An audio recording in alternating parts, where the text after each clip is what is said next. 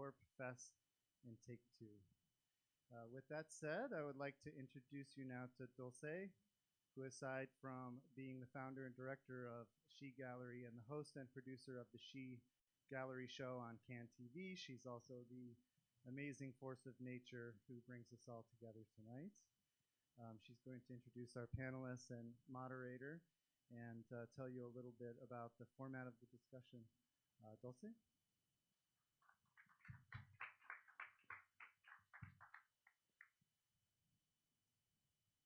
Thank you, Frosty. For those of you who don't know, Aaron Baker used to be a breakdancer, and he used to call himself Frosty. So just had to share that for the spirit of the Epiphany Center. Thank you guys all so much for being here. And thank you for our moderator, TSEL, and everybody here on this panel for being here. You will note that today's discussion was supposed to include Warp, and Warp is not able to make it. He sends his love, his condolences or I don't know if condolences is the right word. It feels like a loss because he's not here, so I want to keep that word.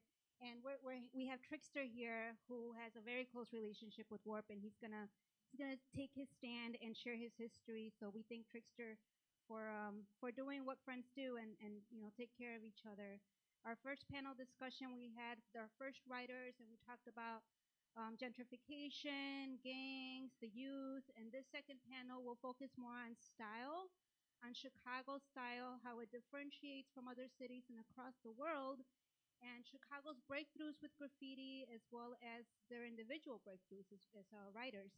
Many of you are supporters, many of you are writers, some of you have no idea anything about this history, so we welcome you to this discussion. Again, this is the second panel that we're having here at the Epiphany Center in the Sanctuary Room. And as Aaron mentioned, March 4th is going to be our main exhibit that's going to take place in the catacombs.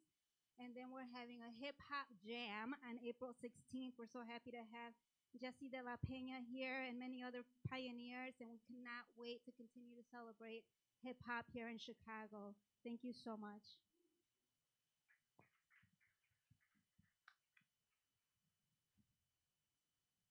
Good evening, everybody. My name is TSEL1. We're going to break down a little bit about the history of graffiti and the history of graffiti art. And we're going to speak to each panelist. I know these individuals. I know their style. I grew up admiring their work, so you're going to get to hear a little bit about how they were influenced and how Chicago graffiti influenced the way they developed their style, how they brought it to the graffiti masses and the youth, individual like myself. I started painting graffiti in 1984. I grew up on the north side of Chicago, in Uptown. I knew nothing about graffiti until one day my brother, he went to Senn High School. He came with doodles of paper written with just weird writing. And he said, this is what the kids are doing in school. They're writing their name on walls. The first thing I said was, what gang are they in? Because that's the only thing I knew. He goes, no, this is completely different from anything that has nothing to do with graffiti, with gangs. I said, that's great. And he started bringing doodles of graffiti writers named Fast, Hate, Enos. And I was thrilled, and I was enthralled, and it caught me like that. But before saying anything, graffiti's been around since the dawn of human time. Graffiti's been on walls and paintings and caves for 10, 20, 30,000 years. But what makes this particular art different is that they started changing the lettering. They started changing the form of the alphabet. And these kids, they were merely children creating art for other children. I was a mere child learning from another child, older brother. So we've been creating letters, we've been creating art for many, many years. So it's ingrained in us. But this particular art form changed. It changed in the late 60s into the 70s, Philadelphia and New York, and nobody really knows exact dates of when that style of graffiti came to Chicago. Everybody has approximation dates. Some people say the late 70s, some people say the early 80s, but nobody really knows. We just know that it started appearing on Chicago walls. And these individuals are going to tell you exactly how they learned it, what they saw, and I'm going to go from left to right, and they're going to tell us their stories. And if you have any questions later on in the evening, you're welcome to ask. But Chicago graffiti really started on walls. There were just small tags, and tags are names you pick and choose. When you grow up, you have your own name. You might be David, but your parents call you Paco. So that's like your nickname. Graffiti is about picking a nickname and putting it up everywhere. And you choose your name, it becomes your moniker, it becomes your secret identity. And each individual has their own secret identity name, and they put that name up. And the more they put it up, the more they became famous in the underworld. And this underworld in Chicago made these individuals completely famous. I admire them. I admire their work. I admire their dedication. I admire how they put together their style, and I learned from it. And then I taught other artists and other graffiti writers, and it went on and on and on. So to our left here is Pengo. Pengo. And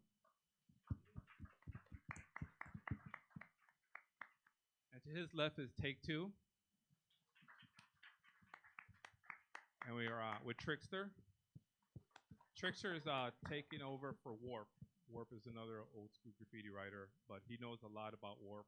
He knows Warp's history. He knows his styles. He hung around Warp a lot. So that's what he's going to talk about. And next to Warp is Drastic. And then finally we have BBoyB. So Pengo, go ahead and tell us about your story and how you got introduced to Chicago graffiti. Well, I grew up on the west side of Chicago in the Austin neighborhood, and I started doing graffiti when I was about 14. That's when I started. And the thing is, Cecil's really correct in that no one person can say they started Chicago graffiti for everybody, because Chicago is a city of neighborhoods, and each neighborhood has its own little culture within that neighborhood. So within our neighborhood, the way I got turned on to graph is one of my friends from the neighborhood. His name was Freddie, and he had a brother named Eddie. And Freddie and Eddie were getting a lot of trouble, gang banging, doing some pretty bad things in the neighborhood. So when you're Puerto Rican and you do something wrong, your parents send you to one of two places. They either send you back to Puerto Rico with family and PR, or they send you to New York. So Freddie and Eddie, they got sent to New York for the summer. And when they came back, they were talking about how their cousins were, doing graffiti on trains, and they were breakdancing, and the music, they brought back some music. And with that, we started up a crew. We started up a crew called Graffiti Masters, GM. And that was in 1984. And we just called it Graffiti Masters at first because we didn't know any better. So we just used the two letters like gangs would. Gangs would use VL, LK, LD, GD. So, not that we were thinking that we were a gang. We knew we were something different, but we used two letters just like the gang would use two letters. So we started with GM. And at that time, there were other crews that were doing the same thing. Like Adidas Boys would be AB. Artistic Devastation was doing AD. Why? Because each neighborhood was doing their own thing, and we really didn't understand. Most crews have three letters in their crew name. So later on, we differentiated between us and gangbangers by putting a C at the end of it. So we knew we were Graffiti Masters crew and not just a gang. So that's how we kind of differentiated ourselves between the gangbanging that was going on around us. And I got the name Pengo. I got it before I was even writing because when I walk, my feet tend to stick out, and they used to call it pigeon toed. I still walk like that, by the way. And so one day we were walking, and it had just snowed, and somebody walking behind me was like, "Yo, man, Mike, you walking like a penguin. It looks like a penguin walking." And then there was a video game called Pengo, so they were like, "Hey, you're Pengo. We're gonna call you Pengo." So that's how I got kind of the name Pengo, because of the way I walked, and I just translated that right into to graffiti when we started graffiti writing. Um, so that's just kind of how I got started doing graffiti, and it started within our neighborhood. And we really didn't know too much about other neighborhoods and what other neighborhoods were doing at the time. Again, this was 84. And we had other crews around us, like we knew about the Adidas Boys and Artistic Devastation, and they were in different neighborhoods. So because they were in a different neighborhood, we knew they were our enemy because they were in a different neighborhood. So we would go to battle. Our first battles with the Adidas boys, and we would flip them on buses and doing things like that. But only because they were in a different neighborhood, and we knew, hey, that neighborhood has this gang in it. This neighborhood has this gang in it, so they must be our enemies. Again, it was a different mentality. We didn't differentiate. We tried to differentiate, but we still had that culture within us that was like, okay, these are our enemies because they're in a different hood. So that's just kind of how I got started in it. Thanks for sharing that. That's very interesting. Hip hop has different elements: rapping, graffiti writing, MCing, breakdancers, and am I missing one? B-boys. So one of the elements of hip hop is graffiti. Now you were just painting and tagging. Did you ever breakdance? Oh yeah. We breakdanced in our neighborhood. We had a crew called Phase Two, Crosstown Crew, and they're still breaking today to this day. But that was kind of like our neighborhood crew. Yeah, flip Sonics. Flip Sonics, yeah. So just keep that in mind that graffiti is part of hip hop, and it is Chicago style hip hop. So thank you for sharing that, Pengo. Take two. Yeah. So in the 70s, before I got introduced into the modern wave through breakdancing, but back in the 70s, I had learned to do the robot and a few other dances like that were like precursors to breaking. And I used to do lots of bubble letters and 3D letters in school. So that's how I got kind of introduced to the letter forms and everything. And then when the movie The Warriors came out, it like changed my world. I was like, this is like there was graffiti all over the trains, but you don't really understand. Like we just think they're gangs. That we think it's the same type of gangs, but didn't understand it. But then I was like, I want to do that. Like I want to paint.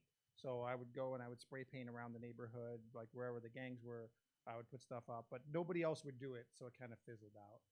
And then in 1983, somebody said, "You got to see this movie Flashdance," and because they knew I could do the robot and stuff, and they said, "There's these kids doing these crazy things. They're spinning on their back," and so I went in and I saw that, and I'm like, "Oh, I'm hooked." I ran into some guys that come from California that knew how to pop, and so I started breaking, and we quickly formed a crew of the kids at our high school and Chicago Breakdown crew, and then we all started doing graffiti. And I already had some skills in drawing and everything from my youth, and so they said, let's have a contest. And so I said, all right, let's have a graffiti contest. So I went and got spray paint, and I did a mural, Chicago Breakdown crew, and then my really whack nickname, Hot Stuff, in 3D next to it. And so then I showed it to them, and they're like, all right, you win. They all had everything on paper, but I was hooked. And I started painting trains with bubble letters and straight letters shortly thereafter, because I knew that from the stuff from the 70s that's really where it was. You started to see stuff going on the trains in New York. And then I got my name. So I had that really whack name, and then I saw in Logan Square, I saw a piece by Ray 104. And I was like, man, a name with a number, that's really cool. There was like AC 1400 next to it. Like, I don't know what these numbers mean. And so I wanted a name with a number that meant something. I didn't know like that was a street, your street in New York, 104th Street. So I eventually came up with Take Two because I wanted the name to match. Thanks for that. Thanks for sharing that. And you had Hot Stuff as your first name. Yes. I like Hot that. Stuff. It was like not the Donna Summer Hot Stuff. It was there's like a little devil character. But as you can see, but you pick a name, you choose it, you get that name up, and eventually you figure this isn't the name for me. I'm gonna choose a different name. Take Two is. I thought it's a fantastic, great name. Trixter, go ahead. Would you like to tell us about your history? Okay, thanks for having me today. I'm standing in for Warp, and I'll briefly summate my history and then recollect some of my initial interactions with Warp. Okay, all right, Trixter. I initially started in the field of probably around 1977. I started drawing. I was drawing as a youth, maybe prior to that, a few years prior to that. But I initially started out drawing like animal characters and insects and things of that nature, like nature-based things, and a little bit of architecture and buildings and things like that. So from 77 to 80, I started getting into the hip hop scene or to street dancing because I used to see street dancers in my neighborhood, different crews that were out back then, like Tidal Wave and a few of the other West Side dance crews. And some of them used to have outfits that were decorated. So I used to see some of this stuff. And then in my neighborhood, by my aunt's house, which was on the west side of Chicago near Madison and Laramie, there was a wall that was done by some dancers then, and it said "Down by Law," and it had like a classic, the music notes, the classic, with the music notes and the "Down by Law" with the record. The O was a record, like a DJ record, and I used to see this wall all the time. I used to look at it, but I didn't know what graffiti was at the time. I didn't know the term, but I just thought it was cool to draw. So I started getting into letters and started doing drawing right around 1978, 79, and 1980. And then I went to grammar school in 1980, and from there I started, continuing drawing in my notebooks, doing my clothes, and then I got familiarized with the famous sigil, the S, the S letter everyone used to draw back in school, and I started doing that on my notebooks. And then from that, I started creating the alphabet based off that style. So that's where I initially started. I hadn't seen anything from New York pretty much other than things on media, but I didn't, connect those things together and until I started hearing about the term graffiti, which was around 1980. So from 1980 forward, I started drawing in my notebooks and things like that, and then drawing on my clothes, and I started doing stuff in the neighborhood for different artists and dancers and people in the neighborhood as to decorate clothes. So that's how I really got into initially doing graffiti. And then when I went to high school is when I really started burgeoning. I started going out in 81, doing a couple walls here and there, but at the time, I didn't have access to a lot of spray paint or things of that nature. I couldn't venture out. I started learning the transit system because as youth, we used to just, sneak on the train and just ride the trains. And I started learning my way how to get around on the south side, the north side, at that age. So this was in grammar school. And then I was only like 11, 12 years old. And then I went to high school. I went to Lane Tech High School up north, and that's what broadened my horizon into the hip hop world. And then I met, some of the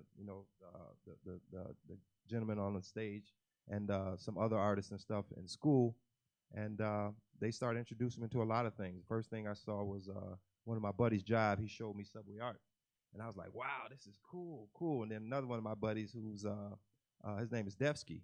He came about 2 years later after I was a freshman. So, I remember I was a sophomore becoming a junior, and he came in as a freshman. And then we used to dress up. We used to wear turtlenecks. That was a trend to wear the Dickies turtlenecks, and with the belt buckles, we had started doing those with the fat laces, and that was out at that time. So I was noted as a b-boy from early on because that's how I really initially started. Then I started getting into the lettering forums. I started hanging out, interacting with people up north. I met Akbar and Stain and some of the other writers from TCP, and it just blossomed from there. While in high school, I was befriended and met BBoyB, and we started, talking and hanging out and stuff, dancing. And he was a fabulous artist then. And then I started learning about ABC crew, and they took me on a tour of some of the pieces, told me about the Blue Line. And then I started taking the train to go that route to see pieces because I wasn't too familiar with that line. So then when I started going there and I seen their work, I was like, wow, I was blown away. I was like, wow. So then we just kept going along, and then they invited me to be a part of the crew, and that's it's history since then. And that's how my earliest beginnings. Right around that same time, 80, early high school, 83, I was working downtown. Another artist that's a part of the show, S.H.E. I met him through a coordinator. I used to go down to the art store, Sheldon's, on Wabash and Lake Street to get supplies and things of that nature. And then I met S.H.E. S.H.E. worked at Sheldon's, and I started, hanging out with him at Sheldon's, and then I was befriended by them, and I became a messenger, a part-time messenger there, delivering stuff in the neighborhood, and I started learning, how to get around downtown and things like that. But from there, it just grew, and I just kept learning and kept producing. So then from there, Orko came down, interacted with Fest because he was friends with Fest, and Fest introduced me to him. And Orko wanted to I started seeing Warp pieces and tags. He was very innovative back then. He had one of the most uniquest tags, and still to this day that I've seen. He had a very unique W that everyone just used to tweak out on. And so Orko somehow interacted with me and connected me with Warp. We started communicating on the phone. This was like early 84, 85, I think, 86 maybe, during that era. And then I used to go to his house. He lived at Cabrini Green, and then we came out in the Reader together. So that was one of the most that was one of the first major write-ups we had. Was that? That was the Reader. That was 86, right? 85. That was 85. That was 85. It was called The Writing on the Wall, and then it featured me, Take Two, Scene, and Warp, and I think Caution. Or was that another? I don't know who. It was quite a few artists in there, and it was one of the most popular articles, and it was a big write-up for back then. Yeah, we still have it. It's still available. It's still online. It's on our website. You can view that, at your leisure. But that's how I first interacted with Warp. I used to go to his house, and we used to draw, hang out. And big thing back then was, like I said, PG mentioned, was gangs. And then, as a youth, I wasn't really too, forward with, with the gangs. I wasn't involved in any gangs. I knew a few guys that were involved, but I wasn't, too, smart on that type of thing. So when I first went to Cabrini to go visit him, I had got, stopped by some gangbangers there, and right at his building. They were like, "Well, who are you? Da da da da." And I'm like, "I'm an artist, man. I'm here to see Warp." They were like, "Who? Oh, Warp, yeah, the artist, yeah, he right here, did it." And so then, they just let me go in, and I started, coming over there on a regular basis, Cabrini Green. And so that's how I first interacted with Warp. I remember in 1986, you guys did the ABC, TCP, MPC piece right off the Green Line. And right next to it, nobody really noticed it was a big Warp piece.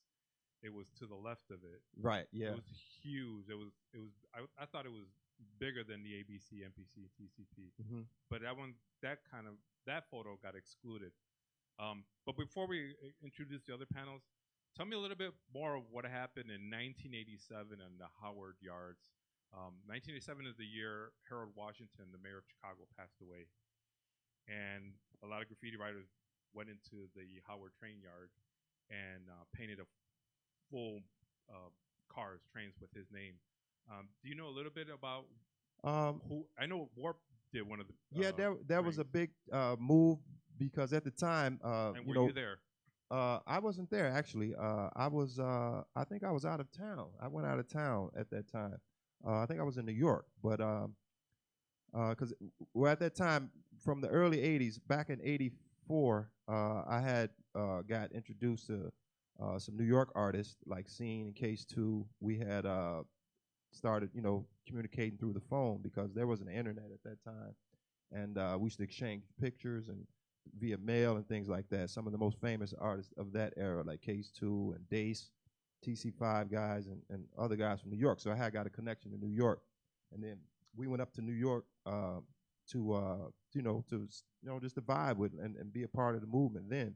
But when that occurred, when Harold Washington, Chicago was very segregated. He was the first black mayor, and there was a lot of controversy surrounding his death and things at that time. So people were kind of enraged, and a lot of controversy surrounding it. But either way, the artist of that time took up the initiative to try to commemorate, what his contributions and of the era of that time. And they went into the yards and they did a lot of dedicated murals to his cause and to his legacy. And some of the fellow crew members of the time participated in it, and they were successful. They went out and produced a lot of murals, and some of the trains ran for quite some time, for weeks at a time, and which was very accomplishment back then because we started out as walls and murals. Chicago is known as the city of walls and murals initially, and that ties into a larger perspective of the mural scene because Chicago was known as the Imagists back then, the early 50s, 60s. We were known that there was a movement called the Imagist movement, and it was significant back then as we were instrumental in propagating street or mural art or public art on a large scale as to any other city. and we took that concept nationwide. But that was kind of, and connected to that. And yeah, so the artists went out, they did a lot of productions. A lot of this stuff is available online that you can see. Thanks for sharing that. Yeah, the CTA by 1985 were fed up with these graffiti writers destroying their property.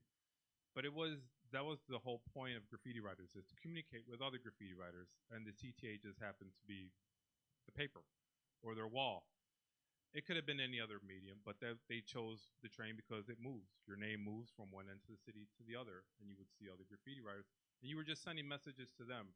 You weren't trying to send a message to your mom, your dad, your brother, sister, your girlfriend. The message was to your fellow artists. Look, I'm up. My name is up, and I'm putting it up, and everybody can see it. But during that time when Warp painted that Harold Washington train, the CTA was in love with it. They let it run in respect to the mayor and respect to the fact that these graffiti writers took their time and painted this train in honor of the mayor. And that was one of the only times they really let graffiti run on their property. Okay, next we have Drastic. Drastic, can you tell us a little bit about your history? Drastic 1. I'm Drastic 1. My name came out of Thesaurus. I think it was about 1985. I was an 8th grader. These guys, their first year at Lane Tech. And I know in my neighborhood, everybody knew how to do something. I lived in Austin neighborhood, and everybody at that time, they were like, you need to learn how to do something, or else, you know. And I was like, I didn't dance that well. Yeah, I tried to break dance, it didn't work out. But I'd always been drawn. I was influenced by Epic magazine, heavy metal magazine, things like that. And I knew I needed to get in. And in my neighborhood, it was rough. It was like strong arm robbery and stuff like that. It was Austin neighborhood. My mom had just been knocked down in the snow and her purse taken in front of me. And I was a little kid. I was like, what's going on? We just moved to the neighborhood. So I'd never seen that before. So I was like, I don't really want to get into the gangbanging because I don't want to be, knocking down people's moms and taking purses and stuff. So I was like, what could I do? And it was hip hop. Hip hop was going crazy, It was this crazy movement. And when I try to explain to people, I think it's the same movement that takes over every generation. When things get stagnant, the youth of that generation, they come to a head. You know what I mean? As all the energy just kind of boils up, and it turns into something. And for me, it was somebody saying, you're an artist. Like I was trying to fit into hip hop. I was like, what can I do? And I couldn't rap and I couldn't break dance. And they're like, well, you're an artist because I've been doodling the whole time. So I was like, oh yeah, I'm an artist. I'm a graffiti artist. So I needed a name. And I wanted something extreme. I wanted something, like chaos, something like that. But that was kind of stupid. I tried to write that for a minute and it looked stupid. And I was hitting like the mailboxes in my neighborhood and like the garages, and people's parents hated me because they knew it was me. And I bumped into Pengo. I was walking down the street one day, and I bumped into him in youth group previously, but we didn't talk about graffiti. We were little Catholic kids, we didn't talk about graffiti. But so I'm walking down the street and I'm doing my little toy tags down the street on mailboxes and stuff, and see Pengo walking out. He's got his walk, and I'm like, who is this guy? And I'm looking at him like, who is this guy? And from like a couple blocks away, I'm thinking it's a gangbanger or a cop, one or the other, because they both look the same. So, he walks up, and I just finished tagging, so I put my thing away, and I'm looking at him, and he's like, what's up? And I was like, nothing. And then, there's that, we're just looking at each other like, oh man, And he goes, what you write? And that was the cue right there. What you write? What do you write? And I was like, oh, graffiti art, hip hop. You're a writer. I was like, okay, yeah, I write Drastic, And then he was like, Pengo. And then that's how I started. That's how I think that was the turning point for me being a toy. Because before then, I used to annoy people. you know, writing on the garages and mailboxes and stuff like that. And that's like the first step of graffiti writing. You just write your name and you write it over and over again until it turns into something and you get your style. It's like learning how to do cursive, you know. The more you do it, you start getting a nice little flow. Your handwriting starts looking like something. And that's your style. That's the beginning of your lettering style. Like people who don't tag never get to that point. So there's a lot of graffiti, there's a lot of street artists you see. There's a lot of graffiti writers who just never wrote their names enough to where they got a style. Um, and and you know that's the point of this family evolution. Is like the more you write your name, the more you get to express yourself, and then your style starts coming out, and then it becomes evident from the people you know and who you've been influenced by. Um, by me meeting Pengo, and he was already a freshman at Lane, and Lane was like a magnet school. This is everybody up here went to Lane. Well, you've been to Lane too. He used to come to Lane even though he wasn't there. Yes. You know, even though he didn't go there. But there were so many people from all across the city who came to Lane, and we got to see our peers who were kind of the same dynamic. You know, we weren't gangbangers, but we had all this crazy energy, and we knew we wanted to do something. You know, and then so we would meet at the table, and then you know show our tags and show our styles. And the tags is where your style grows out of. You know, when they talk about the difference, you know, the differences between street art and graffiti art.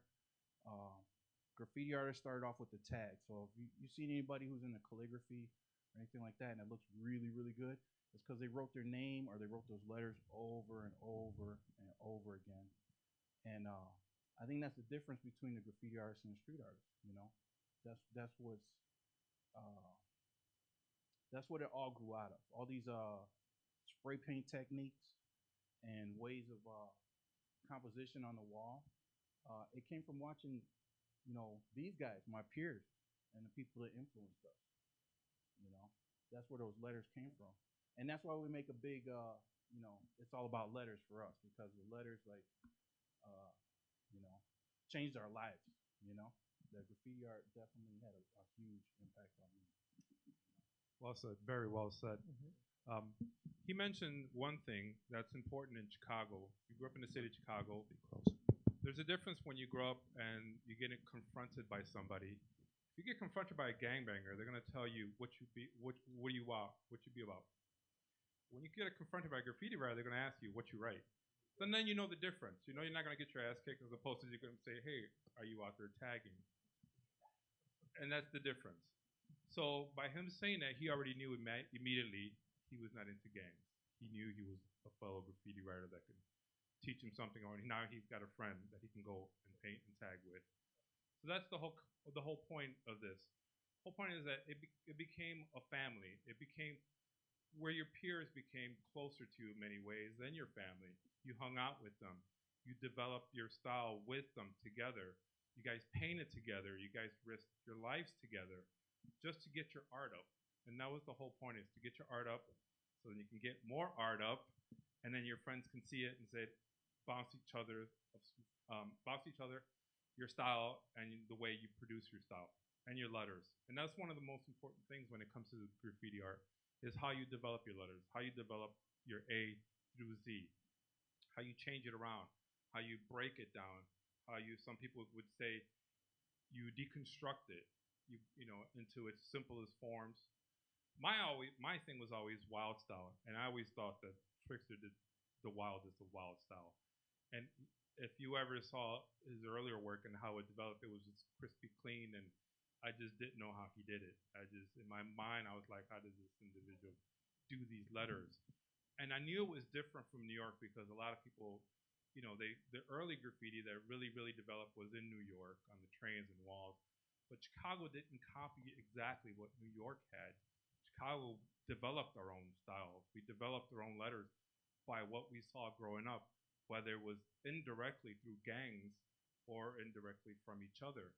We saw the gang writing on the wall, and gangs still communicated with each other via symbols and letters. We saw that as growing up. But when we started doing graffiti art, we knew we had to change that around because we didn't want to get our ass kicked by gangs. doing things that we didn't want to do, associating with ourselves.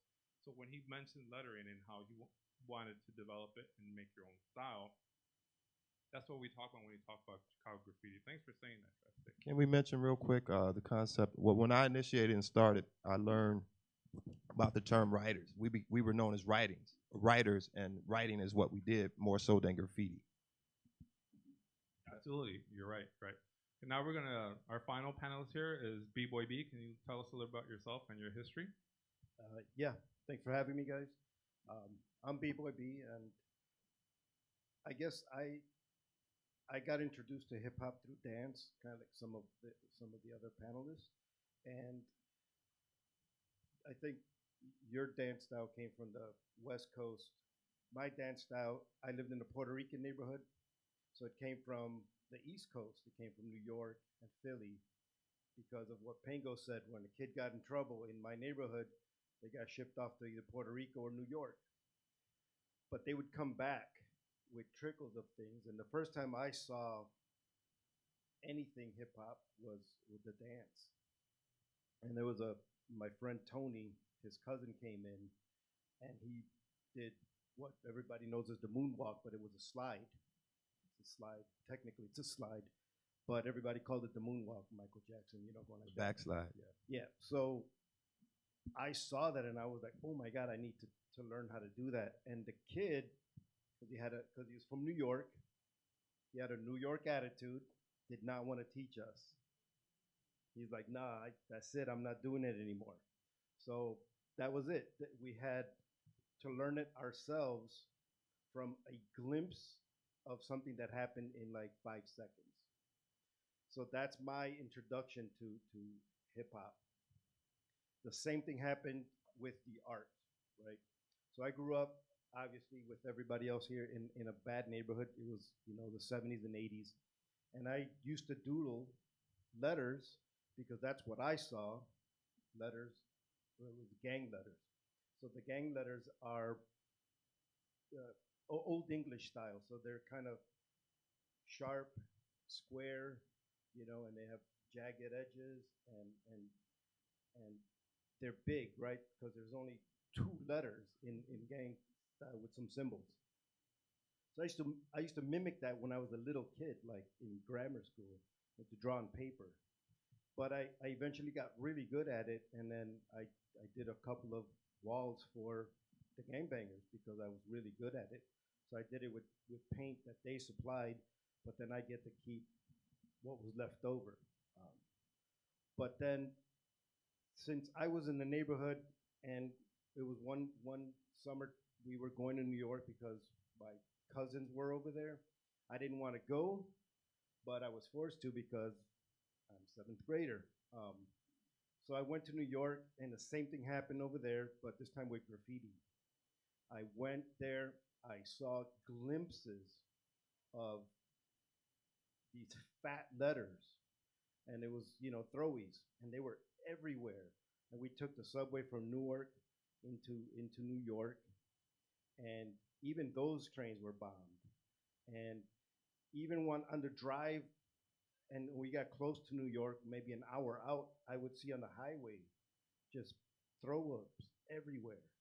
And that's how I got introduced to modern day graffiti, not gang graffiti. So I ended up catching a glimpse of what I saw as graffiti, different from gang graffiti, and I brought it back. So I brought it back from New York, and then that's my influence. It's East Coast. So I ended up trying to, because there was no books, there was no internet, there was no movies out about graffiti yet. We had nothing in 1980 about anything graffiti or anything even remotely breaking at all in the media. So we had to figure out ourselves, just like we figured out how to do, the backslide, and then eventually that turned into popping, that turned into, the footwork, and turned into straight up b-boying. So I was a b-boy, and that's my name. I got my name from my first introduction to hip hop as a b-boy. Ultimate name. Thank you. So I ended up doing gang walls because I was good at drawing, but I knew I didn't want to be in a gang. I got jumped when I was like 10 or 11, and I got hit with a bat, a rival gang from a different neighborhood, and broke my hand, my writing hand, and I ended up thinking to myself, I need to not be doing this. Like, this is not what I need to be doing. So I ended up trying to do other things, and that would be dance and graffiti. And so I ended up doing a lot of graffiti, and in, I think it was 1980, I could be wrong because I'm hazy about dates, but that's when I saw another kid in the neighborhood. His name was Angel.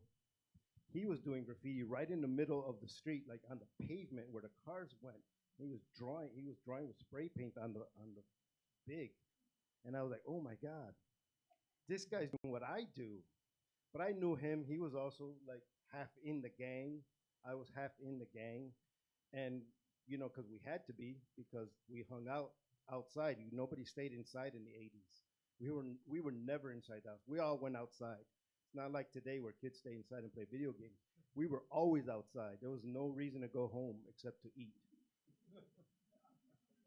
And I saw him do it, and I said, "Look, I did a piece over here. It was like a little hidden, tiny little gangway where no one would ever see it, because I kind of didn't want to get in trouble by the gangsters like the rest of these guys.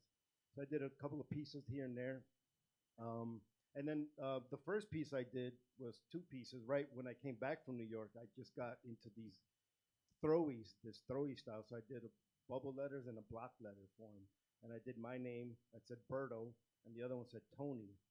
And that's how I started. I got caught for that because I was 11 years old, and I didn't know any better, and it was 2 o'clock in the afternoon, and the cop grabbed me right before I even finished, but I finished enough.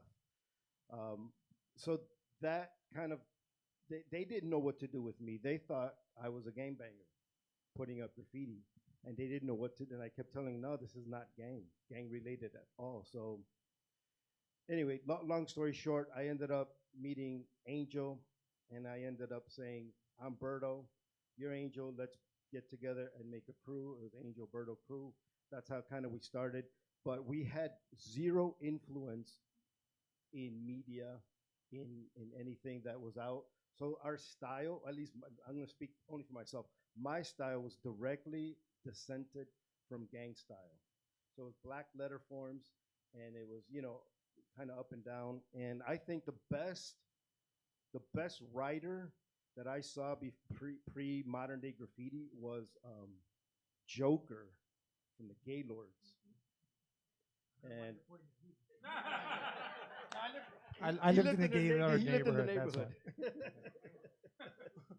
So Joker, I used to see on the bus, on the back of the bus, and he would write his name Joker and then a GL, and it was really nice. It was big, but it was the first time I saw letter forms get exaggerated. So it wasn't like a round G, it was square.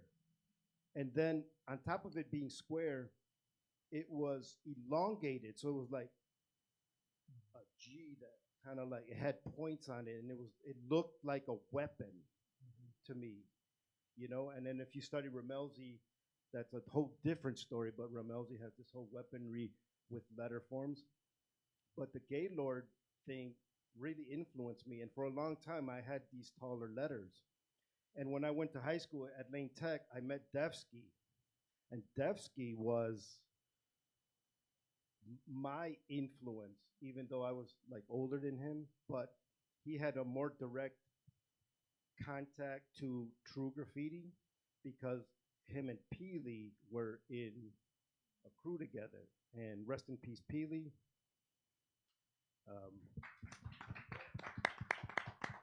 So my letter form on the bus that day, we were all on the bus. I think you were there. Pengo might have been in there. We were on the Addison bus, like going home, going westbound, and we were all in the back, and everybody was writing, just tagging up the stuff. We were destroying that bus, the poor bus driver. But we all tagged, and then Devsky stopped me. He goes, hey, man, you know what? if you take your letters and you slant them a little, they'll be they'll look more like graph style. And Devsky, like somebody else said, he had the ultimate, like he had the best hand style of that time. And so I took it from him, and he got his influence from Peely, because Peely also had that slant, um, that gangster lean. And that's how I kind of started, evolving my hand style, because before that, all I did was throwies, because that's all I saw. And like the rest of these guys, we didn't have someone like from New York who hands down the tool of writing to you, and you become their apprentice. We didn't have apprentices. Our apprentices were gangbangers, and that's all we knew. And so that's why it's really important where the influences come from, and that's what this show's about, is where your influence comes from. And for us, early pioneers, there was no modern day graffiti, until like the mid 80s, like 84, 85. That's when like other cats. That's when I guess we started to be old enough to like move out of the neighborhood, move around the neighborhood. Even as children, we 9, 10 years old, we would ride our bikes to like the lake, but we were instilled in what path to take because of the neighborhood we were in. We had to go down Fullerton and stay on Fullerton, because we went one way or the other, we'd be getting jumped by Latin Kings or whatever. So even though we ventured out of our neighborhood, it was still our neighborhood, because the gangs made a path to the lakefront. It was safe for us. And when some of these guys came to our neighborhood, like we had to talk to the gangbangers and like, yo, these guys are cool. Don't mess with them. You know what I mean? So they were mindful that we were still kind of in the scope of doing something illegal. So they were kind of respectful, but we didn't want no part of that. But at the same time, we all grew up together since we were little kids. And that's the difference, is that I didn't have that influence of like true graffiti until I met Devsky and Peely, and then some of these guys, and then that's when I really like started to like figure out what graph was. But then I was also older, and that's when I was also retiring, and I'm leaving high school. I already have a kid, and life happened. So I retired a little bit early, but I came back, in the '90s, and I've been involved in hip hop and graffiti for forever. So that's my influence. I would just like to build on. Thank you, B. I just like to build on something that he said. So when we started doing graffiti, we did it in the same places that we saw graffiti that already existed. So the back of the bus always had gang graffiti in it, and that's where you saw Joker being up, and so we would all hit those exact same spots. And it's funny that you mentioned like Devsky and P. Lee, because when I saw P. Lee's tag on the bus, because I would always ride in the back to go to school, that was the first time I saw one, and I knew that it wasn't a gang graffiti, right? And it was something different, the way that he just angled his letters, because he definitely knew. And one of the great things about P. Lee, and maybe unique to Chicago, is he had a show on the radio, and he would talk about graffiti, and he would talk, and so we got to see and hear, like while we're listening to music, we got to experience that and get connected. So he was like part of the connective tissue in Chicago and to New York, because he would travel back and forth. So that was like he played a very important role in ours, and I just wanted to acknowledge it. Also, I'd like to add, Peely, coming up, and we mentioned the Devsky. When Devsky came to high school, and I noticed him in the hall because the way he was dressed, he was rocking the turtlenecks, he had gazelles, he had a Kango, fat lace, and he walked by, I'd be like, who is this guy? And then so somehow I just started talking to him, and then we started off with Nas, because the whole b-boy kind of concept is you kind of like bold and brave, like this. So you couldn't just approach people. So we used to just walk past, and then we used to nod and not acknowledge one another, just like walking by, we'd look, and he'll go, and then I would go, because I was a b-boy back then. I was pretty well known, and I used to go out and frequent a lot of the main shows. So then we started finally talking, and then he started telling me about history. He was one of the first he was the first person that showed me Style Wars and Wild Style. He invited me to come up north. He said, "Hey, I want to show you some stuff." So he invited me up north. He rented the movies, and we sat down and watched both DVDs, and I was blown away. So, yeah, there were tapes back then. There were tapes back then. I'm sorry, you're right. You're right. He showed me those tapes and those VCR tapes, and I was just blown away. And then he started telling me about the history of Chicago, like New York, of the North Side stuff. And he started telling me about Peely and Stain and Chaos and the TCP crew, and when they arrived there, and some of the other Rogers Park artists up there, like Cab and 312. So he told me about them, but he didn't know them as of yet. He had knew about them, and he had interacted with them loosely, but he had no formal contact with them. So I took it upon myself to start. Once he took me to the North Side route to see the trains, and I familiarized myself how to get there. Sometimes Sin High School was a big mecca for writers on the North Side. So sometimes, unfortunately, I used to, leave school and go up there and hang out and sneak into Sin High School, and I started meeting a lot of the writers and crews up there. But a lot of people still didn't know how to interact with Peely and them.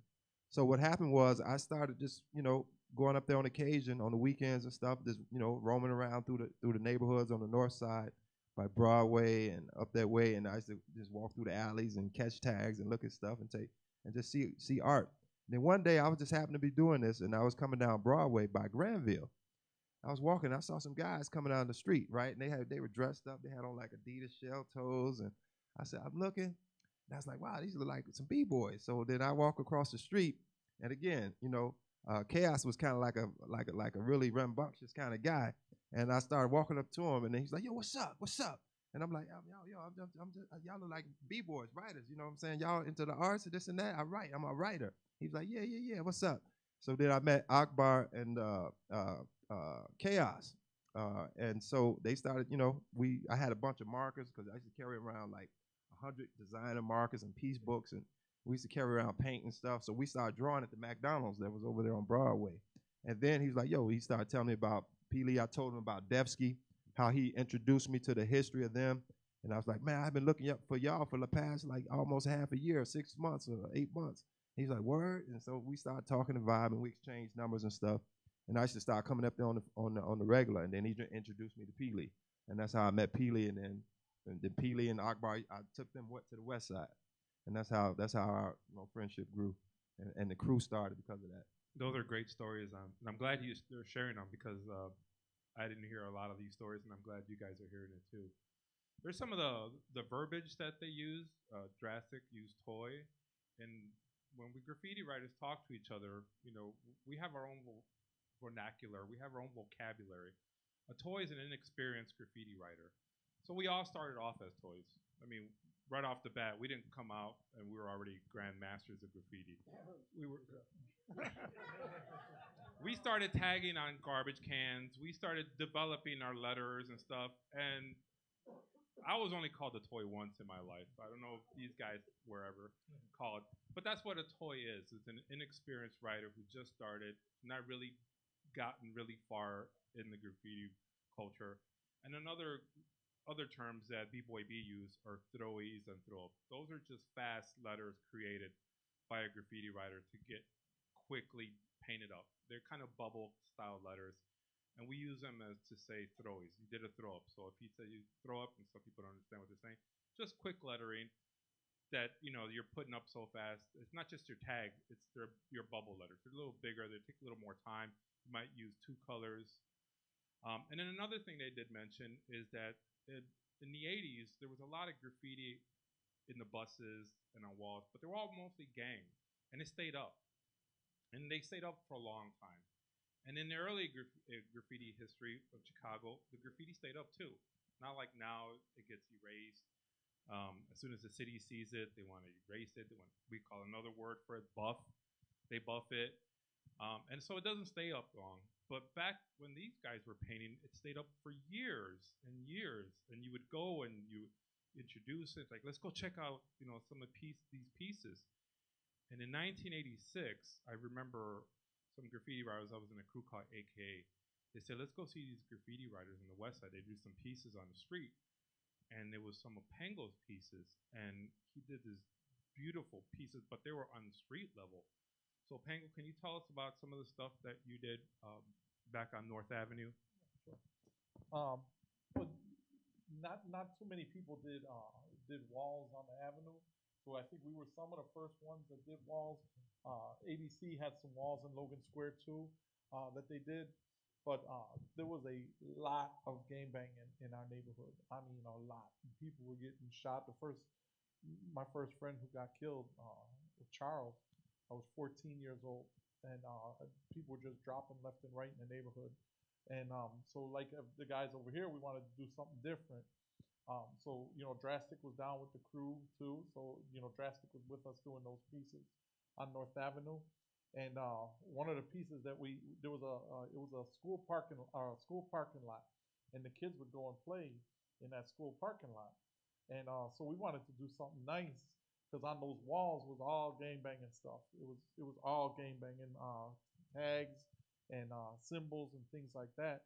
So we didn't want the kids to see that, even though we were kids ourselves. We were 15 years old, but we didn't want the kids to see that from the grammar school. So we wanted to put a piece over it. And we wanted to do some Mickey Mouse characters and things like that, a magic piece. And while we were first initially painting the wall, we got shot at from a car going by, and these were people that we knew from the neighborhood too. So these weren't like strangers. These were people who we would probably consider friends in the neighborhood. We'd say, "Hi, what's up? How you doing?" And these are the ones who shot at us because we were going over their wall. And so they came up to us on the wall the next day, and they were threatening us and talking about taking our paint and this and that because we went over their stuff. So we said, well, we're going to represent you guys on the wall, sort of like with a subliminal messages, with little hidden messages. So we had done a Mickey Mouse leaning back on a chair. It was like the Fantasia story. So he's leaning back in a chair and he's throwing up, the gang sign of the gang.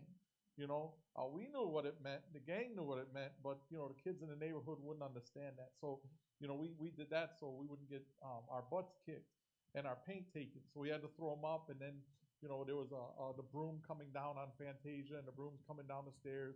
So we had to make it look like a pitchfork going down. On the hat of the Mickey Mouse, we had to put 5-point stars and things like that. But that was just to placate the gangs because that was the culture back then.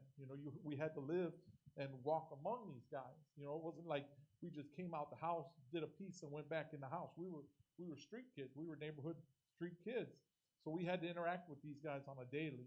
So we had to sometimes placate them and do things like that. But so we had done a few different pieces like that in the neighborhood that were visible from the street. Me and Drastic and the Graffiti Masters crew, we had done pieces like that because we knew this was our neighborhood, and hip hop was very dominant in our neighborhood too. Because like I said, we had Phase 2, Crosstown Crew, Flip City Breakers. We had different type of DJs that were working in our neighborhood. Some rap groups that were working in our neighborhood. What was some of the rap groups for at the time? At that time, I don't know. Windy City Rappers was with us. So, our neighborhood had a lot of hip hop. So we kind of wanted to showcase and make our neighborhood look like that. We wanted to make it look like this wasn't just gangbanging central, but there were other things operating in that neighborhood too. So that the kids could look to that instead of necessarily looking at gangbanging that was going on. Thanks for saying that. He did mention that he was on the west side. I grew up on the north side of Chicago. I grew up in Uptown. So earlier on in Chicago graffiti, it was geographical. You stayed in your neighborhood. You only knew the people that were in your neighborhood.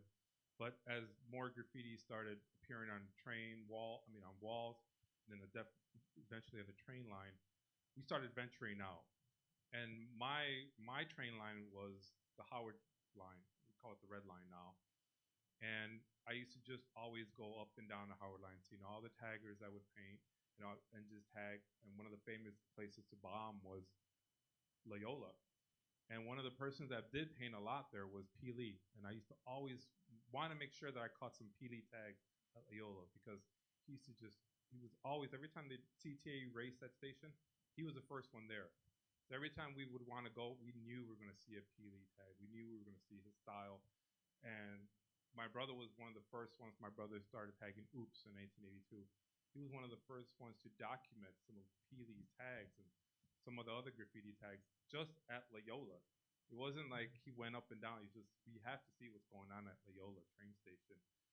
And it's interesting because we all want to keep our identity secret. We don't want to let anybody know. But Peely was one of the first ones that wrote his birthday on a wall. He wrote November 2nd. And I never knew that. I don't know why he wrote his November 2nd until I was told that that's when his birthday. So sometimes graffiti writers do, break their own code of silence. But Take Two, can you please just tell us a little bit how you were saying the O'Hare train line became a gallery of graffiti starting from Damon all the way to Logan Square? Because when I was a child, I would go there, not just to Loyola, which was my train line, was the Howard line. I would venture into the O'Hare line because I knew that this graffiti crew called Yep, it was the most picturesque. Were doing these massive graffiti pieces on walls, and I wanted to go document it. I wanted to go see them, and I knew once you hit Damon train station that you were smacked in the face with this huge ABC UPS piece. Can you tell us a little bit about what was going on during that time? Sure. I'm going to jump back into the 70s real quick. No, because it's actually really important because before Harold Washington was mayor, we had a mayor named Jane Byrne. And there was a huge budget crises, all these things. And so they cut the CTA's police force as part of the budget. And then they cut the CTA's maintenance budget. So when we started doing graffiti, they had budgeted to paint a station every 6 years, right? And then you have hundreds or thousands of kids hitting all the CTA property, going into the yards. They couldn't stop us, right? They tried to make the trains not run, but it was a really interesting thing.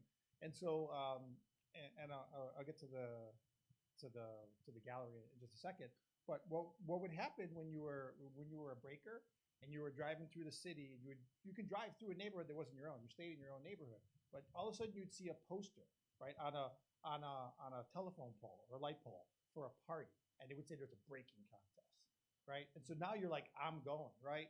It doesn't, wherever this neighborhood is, I've never been there before, I've never been to this place before, we went. So hip hop allowed us to move out of our own neighborhoods for the first time, right? And so moving on to the neighborhood, we started to paint, because I didn't live in Logan Square. I lived where this place called the Addison Walls are. I lived right around there, like 6 corners. But what it allowed us to do is go and paint in other neighborhoods. And so we started painting. We had a gallery that went from Logan Square. You came out of the tunnel, and then all the way, then you'd go down a division. And so our mission was to paint and have a mural everywhere. And the biggest mural, the one I'm the most proud of, was the ABC one, ABC UPS, at the Damon station, because it was a station. It was painted in the station, but the station didn't close. So people knew that we were bold because we could paint big murals, and everybody would come and go see them. And we're not the only ones that would paint there as well. I know you painted there dozens and dozens of times, and but it became a mecca. And then people would travel from the south side, from the north side, to come and see this because it was kind of a consistent thing. And then we would do the same. We'd go ride the Red Line, the Howard Line, and go see them. And it was a way for us to communicate and meet other writers. And by the way, after we painted, then we would ride and we would listen to the people talk on the train as they were riding downtown to work, and they loved it. They would be like, "There's a Goofy. Did you see that?" Like so we knew not only did we do it for ourselves, but it entertained the riders along the way. And, I just want to add, what Take is saying is 100, because graffiti allowed us. Not only was Chicago segregated racially, but it was also segregated by the gangs. Entire neighborhoods were separated by the gangs, and graffiti allowed us to get out of our neighborhood, where I literally never left my neighborhood except to go to school. That's it. But once I started doing graph, we would hop on the buses. We had Super Transfer Sunday, and I remember being Drastic and some of the guys from the crew. We'd around 2 or 3 o'clock, we'd walk all up and down the street by the curbs, and we try to look for super transfers because we didn't have money to buy to get on the bus. But we look on the curves for when people would throw away their super transfer, and we grab a super transfer, and that allowed us to go all over the city, places that we never been, places that we would have never even thought of going, places I never even knew existed in Chicago. But graffiti allowed us to go out there and then interact with guys from different neighborhoods, neighborhoods that were people, neighborhoods that were folks, neighborhoods that were Mexican, neighborhoods that were white, neighborhoods that were black. We interacted with all of these different type of people where we never would have had that opportunity without graffiti. So a lot of us here, it broadened our horizons and it let us see a world that was bigger than just our neighborhood. Yeah, so I want to also piggyback on, can you guys hear me? Is this mic on? Take Two mentioned something that the gallery of walls where all the writers would come on the what today's Blue Line. One of the main reasons we went and painted rooftops was because we would get shot at or we would get disciplined by the gangs because the gangs would tag underneath on the sides of the building by the sidewalk. So we're like, well, I guess we'll go up because they're not up there, right? So that's one of the reasons, but then that was a discovery that like, oh man, you can see this rooftop from the train. It's like literally the train's right here, the roof is right here. So, you know, there's a bit of danger to that as well. But you also could hide because people are walking down, you could hear them walking, you just be quiet because they might be gangbangers or cops. I don't know which one's worse. They're both the same to us. But yeah, that's one of the reasons we went up was because of the gangs that were underneath, you know. So yeah. I remember, I'm sorry, real quick story. I remember me and Triple, this writer from our crew, TAC, it was Trixter started the crew. We were up on a rooftop and we were painting the rooftop, and all of a sudden we can hear below us the gangbangers, and they're like, "Yo, I can smell paint. Somebody's painting around here. Somebody's." So they're running all around the building and they're looking for us like crazy. And me and Triple are now we stopped painting and we're just hugging the side of the wall because we got nowhere to go. And we're just, I mean, we were praying, Lord, just get us out of this situation. Let these guys go away. And after about 45 minutes, I guess they got tired of looking for us and they disappeared and we finished the wall. But it was always a constant danger for writers. Writers always had to worry about two things: police and gangbangers. Great stories. In 1984, there was a book published called Subway Art, and that changed everything, not just in Chicago, but globally. That introduced young kids to graffiti in a different way because then they were able to see how these guys did their letters, the vocabulary that was in there. And Chicago was one way to see this particular style of graffiti and we learned from it. But in my estimation, when I was growing up, I looked at subway art as not just as a Bible to say, oh, this is how they started, but I looked to these guys more because I knew that these guys had something that was different from New York. And that's why I admired their work because it was nothing like anything New York ever done. They were on rooftop walls, they were on city walls, and then eventually they got on trains. And when the train painting came, it wasn't like New York because in New York you could paint a full car, you could paint a whole bunch of cars, and they would run and run. Here in Chicago, as soon as a few pieces came, they just started getting erased. They just started getting buffed. And buff is another word for erasing graffiti. So that changed everything when subway art came out. Subway art was just a big game changer for graffiti. Once that book came out, then kind of the world knew what graffiti was. It did for me in many ways, but it was some of these guys here who kind of influenced me and taught me how to do graffiti and make my graffiti better and make it fresher. I mean, this year I celebrate 38 years painting graffiti art. These guys have been doing it for almost 40 years. So collectively, up here, we have over 200 years of graffiti knowledge. And they all tell you their stories and getting chased, getting shot at. Yes, a lot of gray hair. And even getting arrested. I've been arrested for graffiti over 10 times, and it never stopped me. My first time getting arrested was at 12 years old, and it didn't stop me from doing graffiti. That's how dedicated I was. I knew it was something that was going to be with me for the rest of my life. And I'm honored to be sitting here talking to you guys and sharing these stories about what this art means to us. And to me, I see graffiti art as modern, as the Renaissance art, as Impressionism, as abstract art, as you know Jackson Pollock art. Graffiti art to me, especially Chicago graffiti art, it's in that same realm, and that's why some of the things that they've done, it was just very iconic and very legendary now because it happened so many years ago, but now they're able here to share it with us and tell us what happened during that time. One of the pieces that I remember seeing was a destruction piece made by BBoyB, which was painted right next to a fantasy piece that Trixter did. And this was on the Armory on the north side of Chicago, which was U.S. government property. So if you guys can share how you guys were able to get away with painting something like that, why you chose that wall, and just a little bit of the history behind that piece. BBoyB, would you start? Well, I think the wall was chosen. I mean, Trixter took me there.